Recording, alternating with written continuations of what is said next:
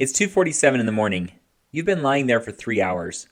Your brain is throwing a party you didn't invite it to. You've flipped your pillow to the cold side 17 times. And tomorrow, you have that big meeting, that interview, that day where you need to be sharp. But sleep? Sleep is ghosting you. If this is you, you're about to find out why. Welcome to Sleep School, where we're going to teach you something doctors should have explained years ago, but probably didn't. Here's the truth. You're not broken. Your sleep isn't cursed, and you don't need to just relax. What you do need is to understand what's actually going on in your body at night. Because once you know the real reasons you can't sleep, and trust me, some of these are going to surprise you, fixing it becomes way easier. So let's dive into the 7 reasons you're staring at the ceiling like it owes you money. Reason number 1, your brain is still running your 3 p.m. meeting at midnight. Picture this, you're lying in bed, and suddenly you remember that email you forgot to send. Then you start planning tomorrow's presentation. Then you're mentally redoing a conversation from last Tuesday. Your brain is basically that coworker who won't stop talking in the break room.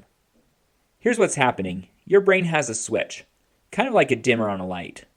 It's supposed to slowly turn down as bedtime approaches, but if you go straight from scrolling work emails to pillow, that switch is still cranked to 11. Your brain needs about 60 to 90 minutes to transition from go mode to sleep mode. It's called a wind down period. Without it, you're trying to fall asleep while your brain is still wearing a business suit. The fix? Give your brain a job that's boring. Read something that's not about work. Listen to calm music. Stare at a wall. I'm serious, that last one works. Your brain needs permission to clock out. Reason number 2, your body doesn't know it's nighttime. Let's talk about your phone. Actually, let's talk about every screen, light bulb, and LED in your house. Your body has an internal clock called your circadian rhythm. That's been running since humans lived in caves. And that clock takes orders from one boss, light. When your eyes see light, your brain says, oh, daytime, let's make energy hormones. When it's dark, your brain says, oh, nighttime, let's make sleepy hormones. But here's the problem. We don't live in caves anymore. We live in a world where you can watch TV at midnight, check your phone at 2 a.m., and have every light in your house blazing like it's a football stadium. Your body is confused. It's like showing up to a black tie event in swim trunks because someone told you it was a pool party. Light, especially blue light from screens, blocks melatonin. That's your sleepy hormone. No melatonin, no sleep signal. Simple as that. The fix? Dim everything an hour before bed. And yeah, that includes your phone. I know, but trust me on this one. Make your bedroom a cave. A nice cave with good sheets. Reason number 3, you're stressed. Duh, but hear me out. Your stress isn't just in your head, it's in your bloodstream. Okay, yes, you're stressed is the most obvious answer to why can't I sleep. But stick with me, because how stress keeps you awake is actually wild. When you're stressed, your body releases a hormone called cortisol. Cortisol is basically your body's emergency alarm system. It says, danger, stay awake, a lion might be nearby. Except there's no lion, it's just your inbox, or your credit card bill, or your kid's science project due tomorrow that you forgot about. Your body doesn't know the difference between actual lion and imaginary future problems. It just knows stress equals stay alert. High cortisol at night blocks melatonin, that sleepy hormone again. It's like your body is having an argument with itself. The fix? You've got to convince your body the lion is gone. Deep breathing works. Seriously, it actually lowers cortisol. So does writing down your worries. It gets them out of your brain and onto paper. Basically, your body needs evidence that you're safe.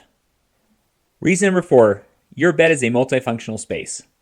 You've turned your bed into an office/dining room/movie theater. Be honest, what do you do in bed besides sleep? Work, eat, scroll Instagram, watch Netflix, have full-on conference calls. Here's the problem. Your brain is really good at making associations. Like Pavlov's dogs, but with furniture. If you do everything in your bed, your brain doesn't know what bed means anymore.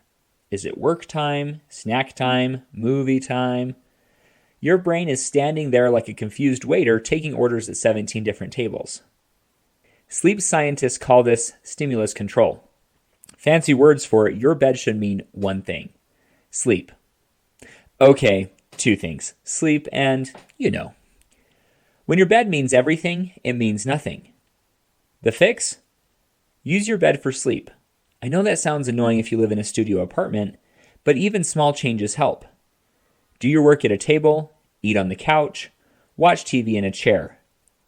Train your brain that bed equals sleep. Reason number 5, your internal thermostat is off. You're basically trying to sleep inside a sauna. Quick question, what's the temperature of your bedroom right now? If you said warm and cozy, I've got bad news. Your body has to cool down to fall asleep. It's not optional, it's biology. When bedtime approaches, your core temperature drops. That's the signal your brain needs to release, you guessed it, melatonin. But if your room is 75 degrees and you're wrapped in a fluffy comforter like a burrito, your body is sitting there going, cool down? In this economy? The ideal sleep temperature is between 65 and 68 degrees Fahrenheit. I know that sounds cold, but your body doesn't care about your feelings. The fix? Turn down your thermostat. Use a fan. Ditch the heavy blankets. Your bedroom should feel like a crisp autumn morning, not a tropical vacation. And yes, cold feet are fine. That's actually your body redistributing heat away from your core. Wear socks if you must. Reason number 6, you're a caffeine ninja. You had a coffee at 3 p.m. and think that's fine? Let me ask you something. When was your last coffee? Oh, just at lunch, you say. Maybe 2 p.m., 3 p.m. at the latest? Cool, and what time do you go to bed? Here's the thing about caffeine. It has a half-life of 5 to 6 hours. That means if you have coffee at 3 p.m., half of that caffeine is still in your system at 9 p.m. You're basically trying to fall asleep while your body is still vibrating at a cellular level. And not just coffee. Soda, energy drinks, tea, chocolate, pre-workout, all of it has caffeine. You might be a caffeine ninja consuming it without realizing it. Here's the science. Caffeine blocks adenosine receptors. Adenosine is the sleepy chemical that builds up in your brain all day. Caffeine basically puts a do not disturb sign on those receptors. The fix? No caffeine after 2 p.m. Period. I know that's rough, but if you can't sleep, this might be why. Your afternoon pick-me-up is ruining your nighttime shutdown. Reason number 7, you're going to bed at a different time every night. Your sleep schedule looks like a Jackson Pollock painting. Monday, bed at 10 p.m., Tuesday, bed at 1 a.m. because you binged a show, Wednesday, bed at 9 p.m. because you're exhausted, Thursday, bed at midnight because, who knows. Here's what's happening. Your body loves routine. It's like a toddler that way. Your circadian rhythm, that internal clock we talked about, wants to do the same thing at the same time every day. When you go to bed at random times, it's like changing time zones every single night. Your body is jet lagged all the time without ever getting to visit Paris. Your body releases melatonin at roughly the same time each night if you train it to. But if your bedtime is chaos, your melatonin is showing up late, confused, holding a map. The fix? Pick a bedtime, same time every night. Yes, even on weekends. I know, I'm no fun. Within 2 weeks, your body will start releasing melatonin on schedule. You'll get sleepy at the right time, naturally. Here's a bonus reason. Something medical might be going on. There might be something actually wrong. Okay, real talk for a second. If you've tried everything on this list and you're still not sleeping, it might not be your habits. It might be your body. Sleep apnea, where your breathing stops during sleep, affects millions of people who have no idea they have it. Restless leg syndrome, thyroid problems, chronic pain, anxiety disorders, all of these can hijack your sleep without you realizing it. Here's the thing. Sleep problems can be symptoms of bigger health issues. And those bigger issues, they need actual medical help. If you've been struggling for months or years, don't just suffer through it. Talk to a doctor. Get tested. Find out what's actually happening. Because you deserve to sleep. And sometimes fixing it takes more than a bedtime routine. Sometimes it takes a professional. And hey, if you're in Utah and want a medical spa that specializes in sleep issues, TMJ, and pain management, we're here. But more on that in future videos. All right, let's rapid fire recap the 7 reasons you can't sleep. 1, your brain is still in work mode. Give it a wind down period. 2. Your body thinks it's daytime. Dim the lights, ditch the screens. 3. Stress hormones are keeping you wired. Calm your nervous system. 4. Your bed means everything, so it means nothing. Bed equals sleep. 5. Your room is too hot. Cool it down to 65 to 68 degrees. 6. Caffeine is still in your system. No coffee after 2 p.m. 7. Your bedtime is chaos. Pick a time and stick to it. Bonus, something medical might be going on. Don't ignore it. So here's your homework. Pick one of these. Just one. The one that hit you the hardest while watching this. And try it tonight. Don't try to fix everything at once. You'll just stress yourself out, which ironically will make you sleep worse. Baby steps. And here's the deal. This is just video 3 of Sleep School. Next week, we're going deep on how to actually fall asleep faster.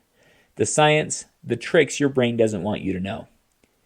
If you want to fix your sleep for good, subscribe, because we're building a whole curriculum here. And drop a comment below. Which one of these 7 reasons hit home for you? Because I want to know what you're struggling with so I can make videos that actually help. All right, that's it for today. Go forth, sleep better. And remember, you're not broken. You just didn't know what was actually going on. Now you do. Sweet dreams.